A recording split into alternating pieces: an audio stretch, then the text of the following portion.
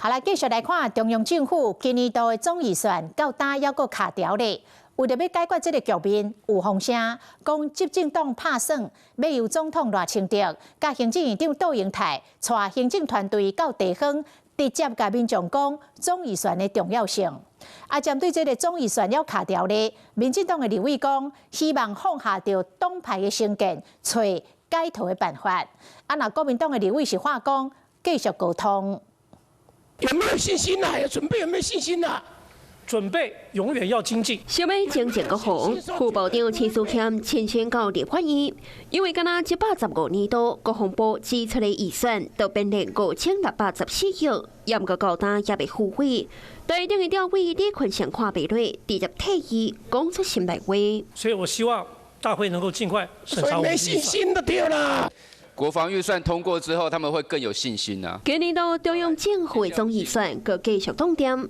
国防部统计，若是预算案无伫咧本会期通过，包括协助战略的远程精准火力打击系统、F-16型机作战支援、大型丢购案等200亿，无对顶战略的标枪飞弹、刺针飞弹等415亿，保护战斗人员 F-16型机后续的训练。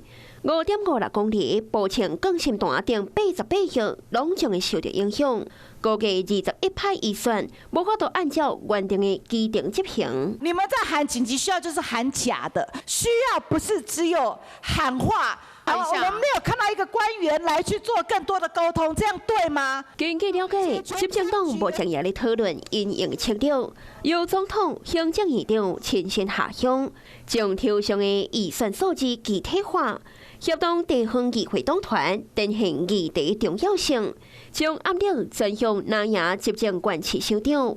落尾由民进党针对相关重大议题进行民调的发布，由3方面下手救预算。那么柯主席说，再说，我们会一起来努力解决。因此呢，我们希望朝野各政党派能够放下党派的利益成见。预算的问题要安怎解决？调查西古照讲。Hello， 我是蒋欣梅。想要抢先掌握最及时的新闻资讯吗？赶快订阅、按赞、开启小铃铛，锁定华视新闻 YouTube 频道。